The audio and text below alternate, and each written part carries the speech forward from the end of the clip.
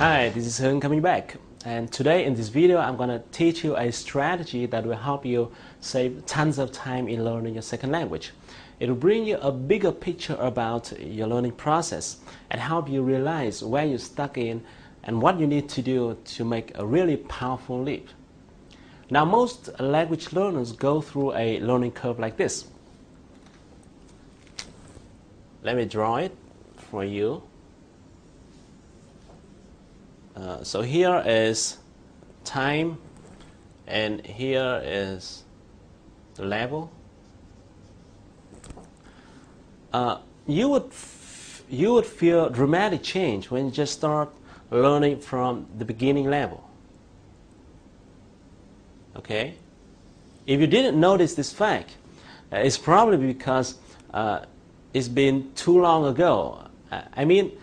You started learning English for so long that you didn't remember how quick your improvement was at that moment. So normally when you just started to learn the very first words, you would feel like you're improving very quickly. And after a certain period of time, maybe 3 or 4 months, you study continuously, or maybe longer, it depends. You reach some point between the pre-intermediate or intermediate level. If you are not familiar with these types of level, just think about them as the B or C level in Vietnamese scale that we talk about every day. At this stage, you would probably be able to speak some simple sentences and will be able to understand a little bit when a native speaker says some greetings. But you'll almost have no clue when he speaks at his normal speed. And then, now you'd feel like you stop improving. You'll feel like you stop improving. As the stage lasts for a certain period of time, most language learners will be discouraged and give up.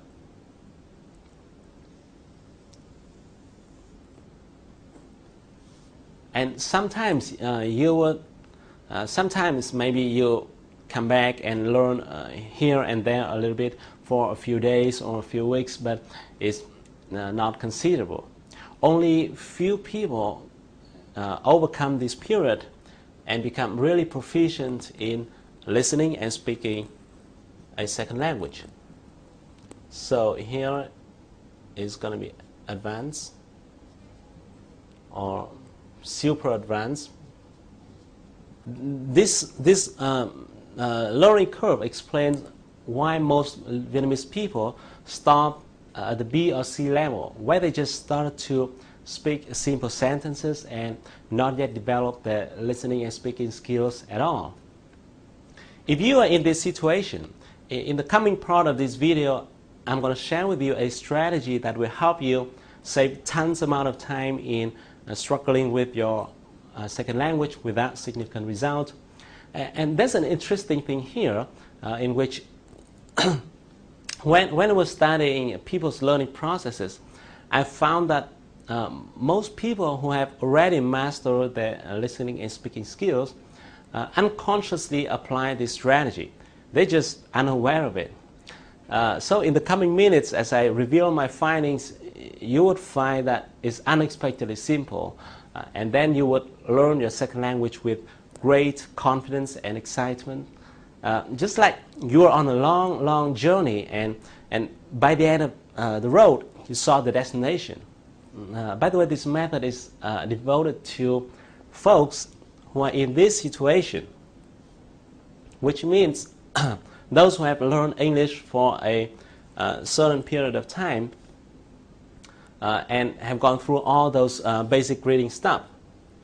If you just started out to learn the very first English words, then this one is not for you. Just go to some English center and finish your beginner level first.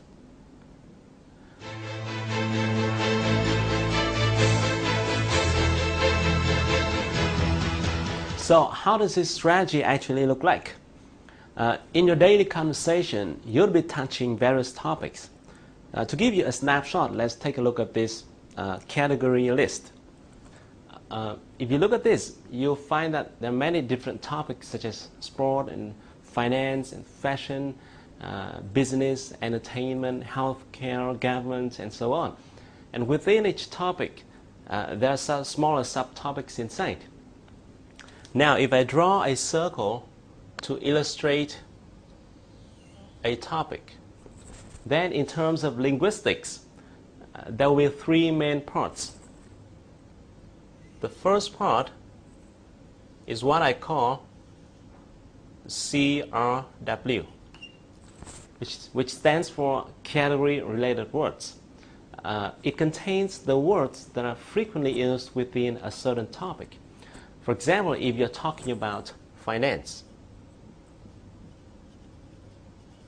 then the category-related words of the topic finance would be like bank, account, debt, and loan, and so on, right? The second part is what I call the CWP, which stands for common words and phrases. These are words and phrases that are used with the same high frequency within just any topic. For example, I and you, to do, to go, like, can, could, and all those common words. And the third part is what I call the CSG, which stands for common structures and phrases. That means the way words are put together to create meaningful sentences. As you change the topic, then this part will change. But the other two parts remain unchanged no matter what topic you're talking about, right? To give you a clearer view, let's take a look at the three following sentences. The first one, I'm going to go to the bank tomorrow. Second, I'm going to go to the cinema next Sunday.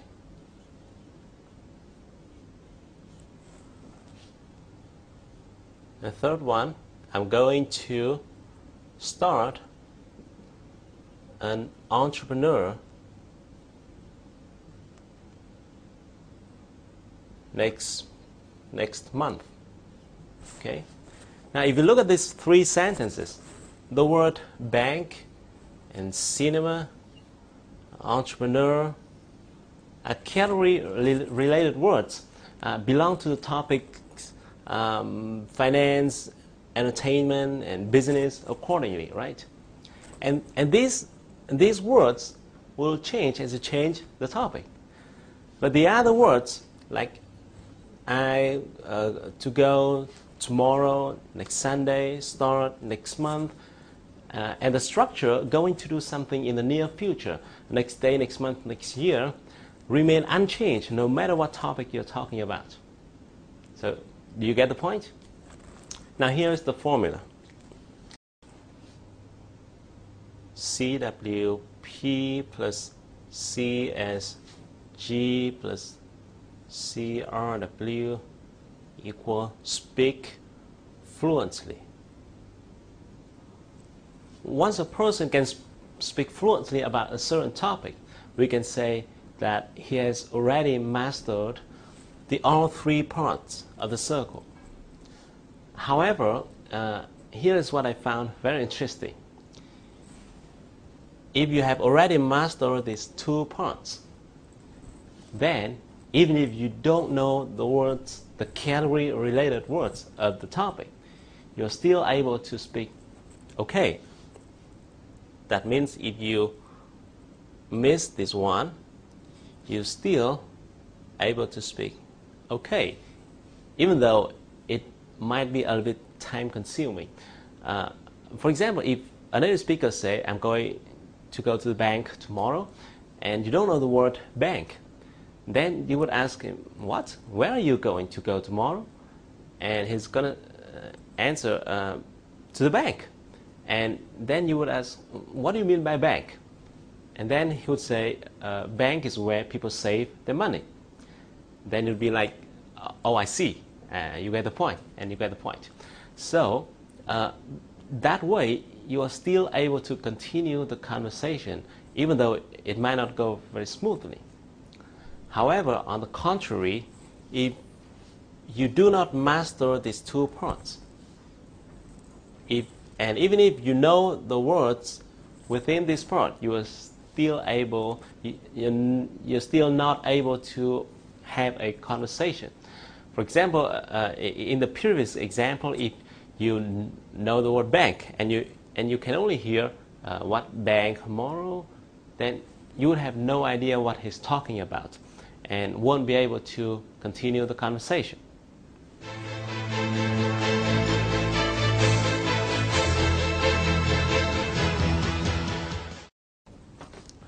That's why I call these two parts the core zone that you've got to master if you want to speak English fluently. The mistake that most language learners make, and I did make this mistake before when I was studying English, is that we scatter our efforts on too many different topics. So we learn a little bit here, a little bit here, a little bit here, so and so. And doing that way, we may end up with learning quite a lot of vocabulary in many different topics, but we may not yet master this core zone. Even though you may have learned it, but not yet really mastered it, so you can really use it. And this could be the reason why you may have learned English for a long period of time, but and know quite a lot of words, but so far you can't hear or speak fluently about any topic yet. I think it's not a fault, but it's because when we follow those English textbooks, we have been familiar with reading a bit of story about a new topic today, and then listening to a news about another topic tomorrow, and then practicing about a totally new different topic another day.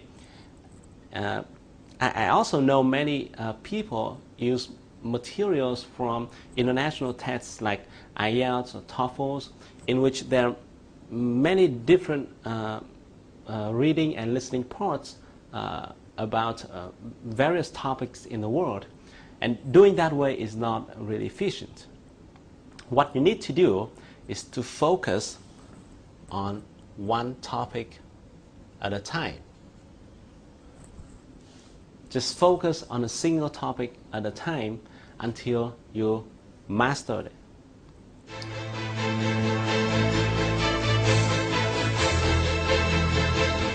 Because as you read and write and listen and speak around one topic, and then you will quickly be familiar with the category-related words of that topic. Depending on the size of the topic you choose, the number of category-related words of that topic would be a few hundred or even less. And after getting used to all those category-related words, you will no longer be distracted by too many new words. And then the magic happens. You gradually fill up this core zone. And once this process is completed, you'll be able to hear and speak fluently about the topic you have learned. And then guess what? You'll be able to speak okay touching other topic, because you have already mastered the core zone. Now, if you're interested in a new topic, all you need to do is to learn the category-related words of that topic,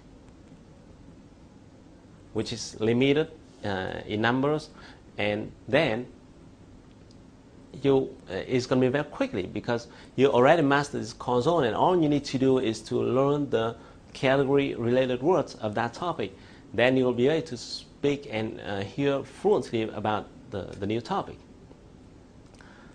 So the key strategy here is very simple. Just focus on a single topic at a time until you master it and you can hear and speak fluently about it. So what topic should you be focusing on? Let's pick up a topic that you like it, or a topic that you have passion about it is the best, because it's going to be much easier for you to learn a topic if you love it and you know a lot about it. So how are you going to really put this strategy into action? Let's say you pick up the finance topic. Start reading finance and accounting textbooks. Read and listen to financial reports and news. Join finance forums spoken in English. Try writing financial reports yourself. Try doing presentation about finance topics. In short, just deploy any language learning tool that you have around the topic that you have chosen. If you try this strategy out in just a short period of time, maybe 1 or 2 months, continuously, you will see a dramatic change. Okay, maybe what I've been explaining in this video is kind of rambling because I have a tendency of going into the root cause of the problem. But what you need to do is very simple. Just pick up a topic that you love and you know a lot about. Focus on the topic with all of the language learning tools you have until you master it and be able to hear and speak fluently about it. So don't worry too much, just pick up one and get started. Okay, I hope you like this video and hope to see you soon. But until then, take action and do something, because if you want to shine tomorrow, you've got to sparkle today.